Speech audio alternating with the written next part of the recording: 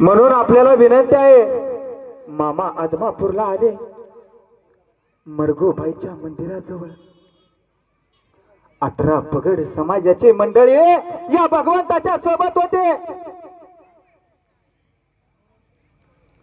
आदमापूरचे सरकार तेही देखील होते. परिसरातली मंडळी देखील आले. मामा भगवंत देव बाळू मामा आता समाधी घ्यायला लागलाय असं म्हटल्यानंतर आसपासची सर्व मंडळी आली. मामाने पाहिलं डोळ्याने, सर्व लोक रडायला लागली. डोळ्यातनं पाण्याच्या धारा यायला लागल्या की अरे हा जगाचा मालक भगवंत देव बाळू मामा समाधी घेतोय असं सर्व पब्लिक भक्तगण म्हणायला लागला. आणि मामांचे सेवेकरी सोबत होते. मरग्या नावाचा मामांचा आवडता सेवेकरी होता सोबत. मरग्या रडायला लागला, मामा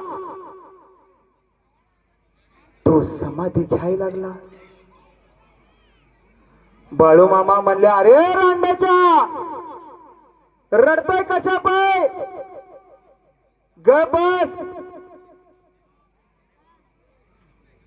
आणि गावातली 18 पगड समाजाची मंडळी म्हणायला लागली, मामा तू जर उद्या समाधी घेतली तर हे तुझे बकरी कोण राखणार, हे पुढे चालायचं कसं.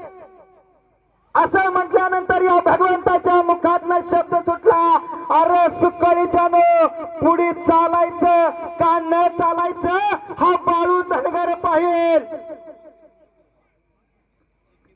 तुम्हाला जोपर्यंत या बाळू धनगरांच्या मेंढी माऊलीची सेवा होती या तोपर्यंत करा